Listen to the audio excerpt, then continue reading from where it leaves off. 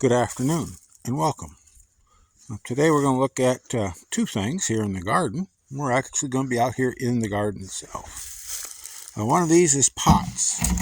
You know, often we buy a lot of these large pots, and we don't have to if we're in an area or have access to these types of tubs. These come from the livestock industry. Here we have one that's a Sheep Special 125, 125 pounds. It holds 125 pounds of energy and protein supplement. But these are quite good. You can get these tubs. You see how deep this tub is and how big around it is. It makes a nice size pot. You just bore a few holes in the bottom here. Something this size would probably drill 5 holes. And if we need to put this where we have to have a inside, we want to put something underneath it, we can take a second one of these and saw it if we want to. We wouldn't have to. But place 3 bricks in here and place one on top of this, see? And use this as our pan underneath the pot. We get one that doesn't have a hole in it and use this as our saucer basin underneath it. And we have this nice pot that we've recycled because these are not reusable, in my country anyway.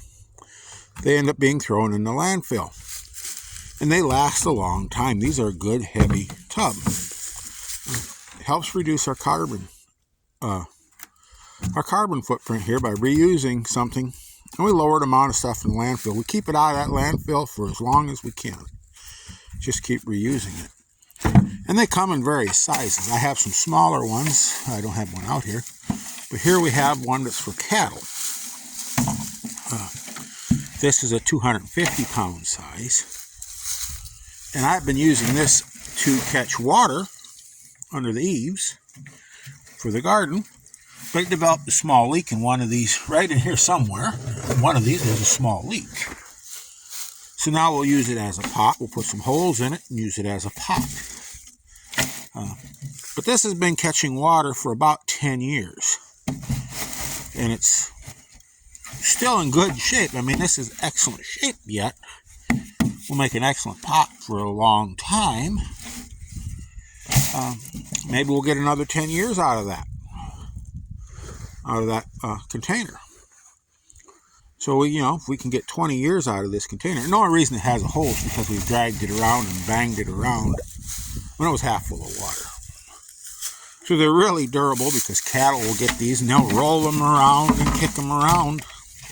So they're really a durable, heavy plastic. But we can reuse this material and keep it out of the landfill. Lowers that carbon footprint. And we can still have these plastic pots. And we can dress them up.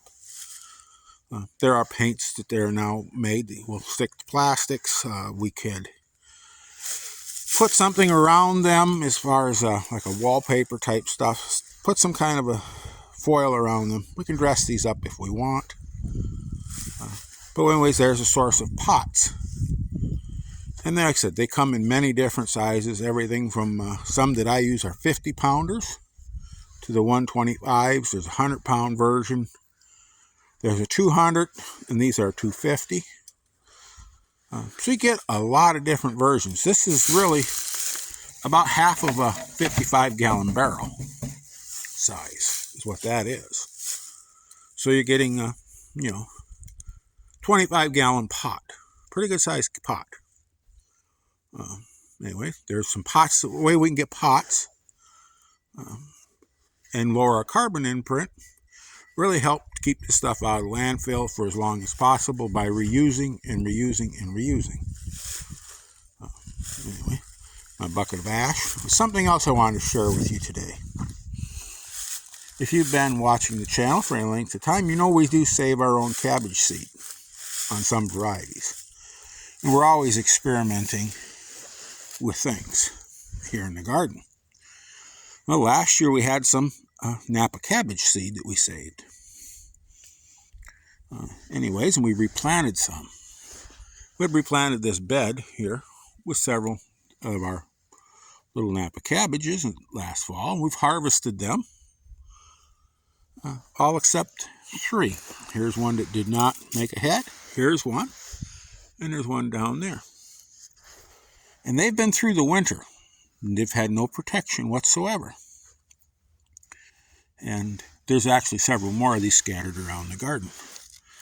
See, we had some cross-pollination went on, and I don't know what they cross-pollinated with, but we have this wonderful, hardy green. And it is absolutely delicious. And these have withstood minus 25 Celsius or more without any protection. You see this one here got bit up a bit. I don't know if it's rotted because from the inside there in the core, if it rotted first or the frost got it or what, but these are excellent. Don't know what to call them. Because it was a napa cabbage and it crossed with something else. We get those cross-pollination accidents when we save our own seed. And sometimes we get a wonderful surprise. Now I will be saving seed from this and keeping it separate. And be trying to stabilize, just see what we get after several generations. It may be nothing, but this may be the beginnings of a wonderful new green for us here in the garden. So it's always fun to play with some of this stuff. See what we get, and even grow out some of these accidental hybrids. And we can work with them and try to stabilize that. Selection over many generations to get a vegetable that nobody else has. So, with that, I want you all to have a wonderful day. Go out there, get your hands dirty, try something new, get creative, try to keep some of that stuff out of the landfill, find a new use for old things, reduce our waste, and above all, keep growing.